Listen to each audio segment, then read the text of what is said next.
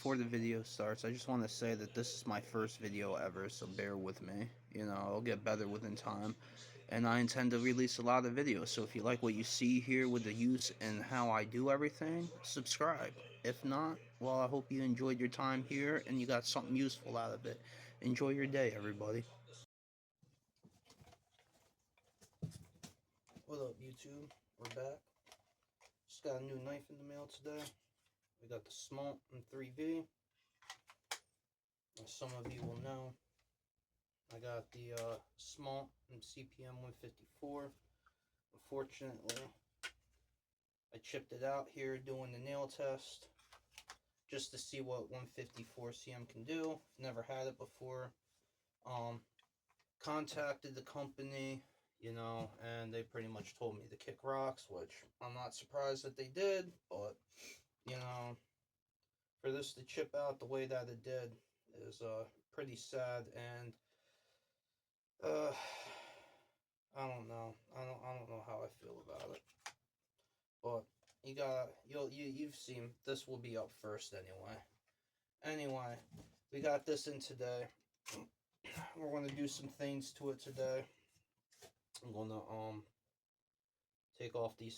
take these handles, round them off a little bit. That way so it feels better in the hand. It's just I noticed during the squeeze test last time when I first got my other one that I did not like that. We'll be taking the coating off of the cpm3V, and then once the coating's removed off of the cpm3V, I have a bush baby inside. Sorry, I had to itch my nose. I have a bush baby inside from LT Wright in cpm3V, and I've been trying to force a patina on it, and it is not taking it. Like, it won't take it. I've tried cleaning vinegar, white vinegar, apple cider vinegar. Right now I got it sitting with mustard for a couple of hours. I've tried vinegar with coffee.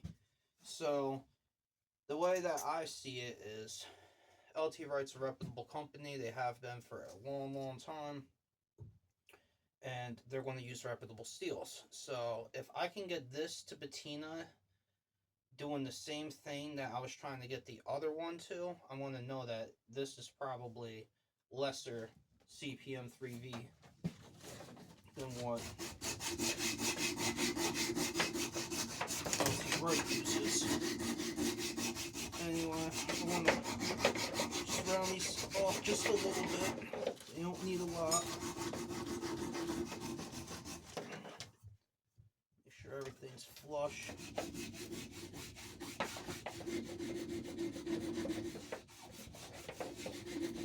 We're just using an old belt that we used from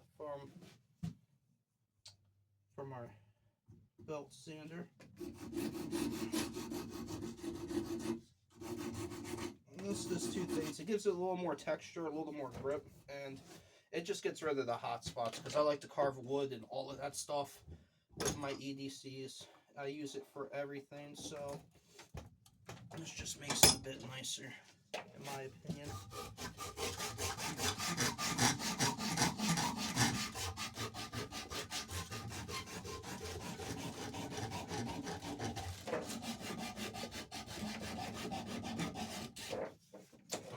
As you guys have seen in this video, like, I really beat the snot out of this thing. In my test videos, I'm not going to do that. There's enough people on YouTube that be abusing their knives in that general sense. I'll put it through its paces with, like, wood and stuff, but all that other nonsense, we ain't doing that. This thing nice. It doesn't take a lot of time to do this. It really don't.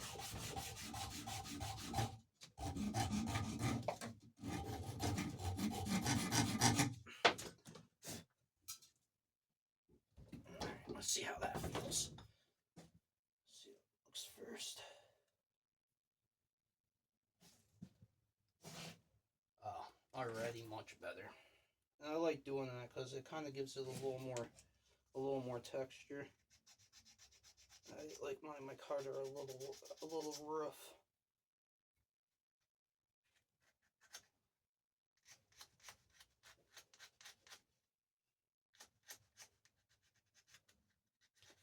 I can't decide if I want to take this little hump off like on my other one, because I mean, I already did it to one, and in essence it does fuck with the heat treat. So, you know, anytime you take the chance of putting this on the belt, you take the chance of overheating it when you run it.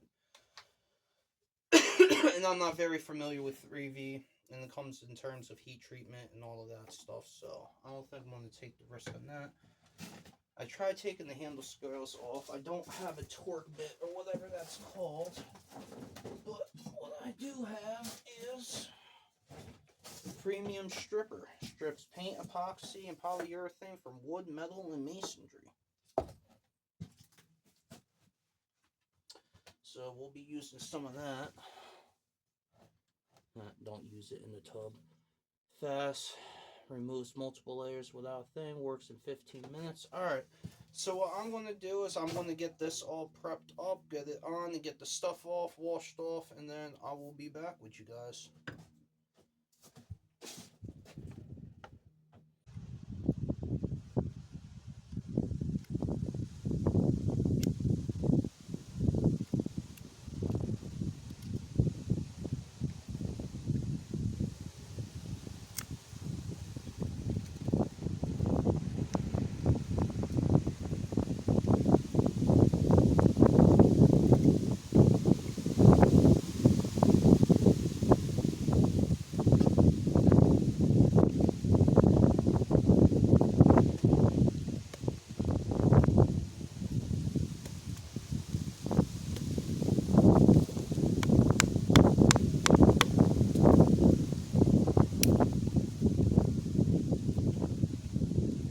As expected.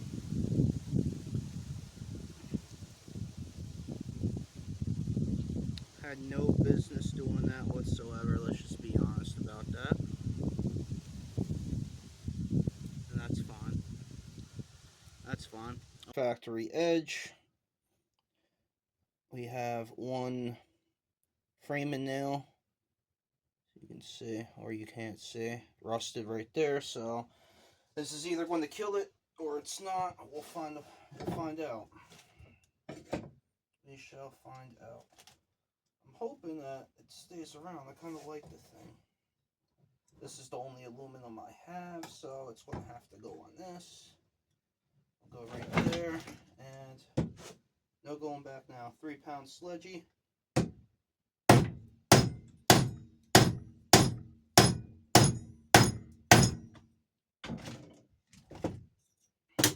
Almost through, and yep, I figured this much. That's sad. That's sad. Alright. Well,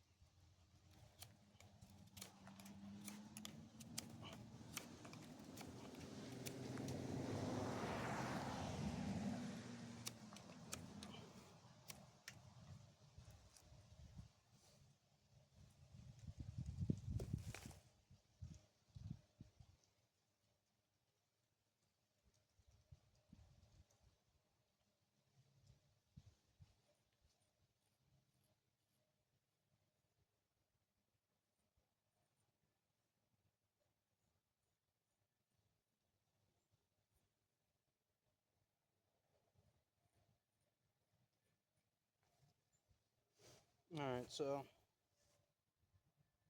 just that little bit of a work was enough to dull her down. She's still sharp up towards the tip. And she'll still take some hairs, don't get me wrong. But she's definitely on the softer side of heat treat of 3V. This is some shag barkery, by the way. Let's notch that right out of there.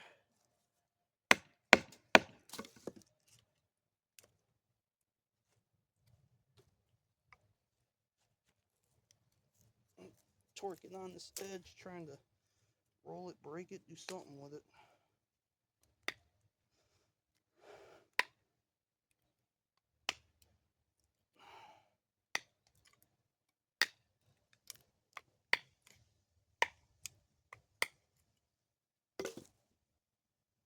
Which I doubt we will, because if this is on the softer heat treat of 3V, you're not breaking this.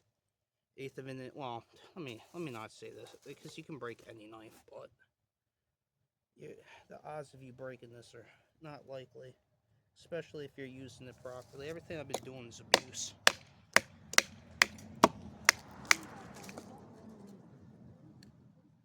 Went through that knot, no problem. Do it again.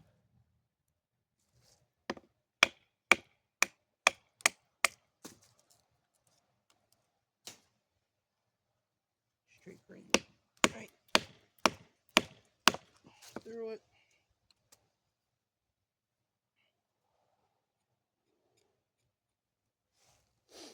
Yeah, this thing's fine. Double stacker.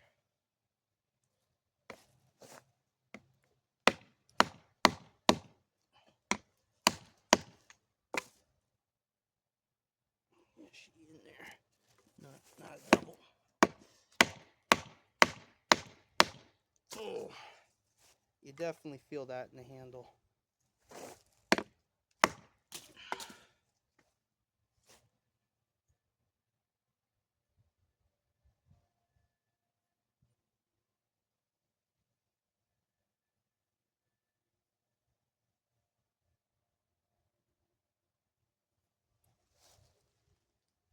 I see no edge damage whatsoever.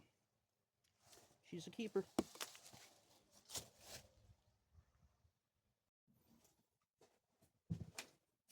Alright, man. That's a little bit better. And so we're back. So, final conclusions on the Kizer smolt. You know, I got these both. Each of them were under 60 bucks. So you can't beat that. I think this one after tax was like 53, and then this one was 55. Got this yesterday for like 51 bucks, I think, before tax. So did a little research. These is, I think it's a PVE coating, I think it's pronounced. I think that's the abbreviation anyway.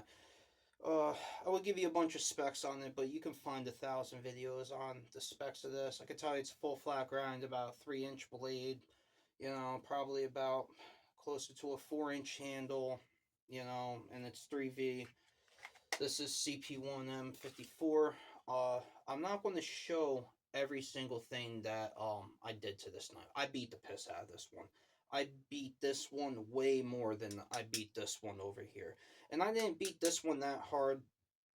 Like, I beat this one, not because I didn't think that this one could take it. It's just, one, I didn't want to put my hand through that again, because this is an awful thin knife. And that shagbark hickory is all twisted and knotted, and it don't like to go through. I put this one through a piece about, like, I think yay big. I'll put a couple of parts of the video that I took of it. I'll include the snapping of the tip. I'll include the breaking of this through a nail, and I'll include some of the batoning that I did with this through that piece of wood. It was curved. It was bent. The stain came back completely straight. It's a rugged little knife. I don't want to talk your ear off too much. This video is going to be long enough as it is. But I see a lot of knife reviews out there now, but nobody's wanting to put in work anymore. It's just, here's the knife, here's the specs, oh, it's good. With no proof of it actually being good. And I can say This thing slices. This thing will notch well. This thing will prep food well. I'm not going to say, because I hate the term killer like that. Well, no, let's not say that word, but I hate the term like more destroyer or whatever. You know what I really mean though. This, however, it's not that. It has its place. You know, a more is going to be more full handled, and more is $12. For the basic, I think still, which is one of my favorite knives. And while I won't say this is a destroyer, I will say that I would feel way more comfortable walking around in the woods and breaking my ankle and having to crawl out with this on my hip versus having the Mora on my hip. I think Moras are great for just fooling around the house, out in the woods, having them as a backup knife, in case if you're doing something questionable and you don't want to risk a lower carbon steel type of blade like O1 or something that is going to chip out. That's where I think Moras are great for. But would I trust my life to it? Yeah, because I know how to use the knife. I wouldn't batten with it. I wouldn't do any of that. But I would feel way more comfortable with this on my hip than the Mora. Anyway, I've talked you guys this ear off long enough. I'll include some clips of this breaking towards the end on certain parts, and let this just be known. Just because this broke in certain parts, this was at no part the fault of this knife. It's very thin up here. I shouldn't have been prying.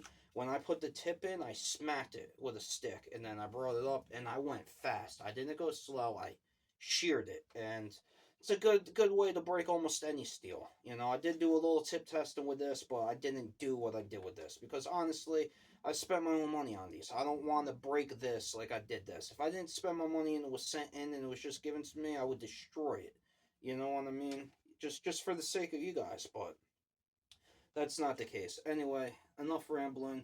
It's a good knife. Highly recommend. Reprimand. Highly recommend. I would do it again. Obviously I did it again, and this is going to be my little EDC for a while.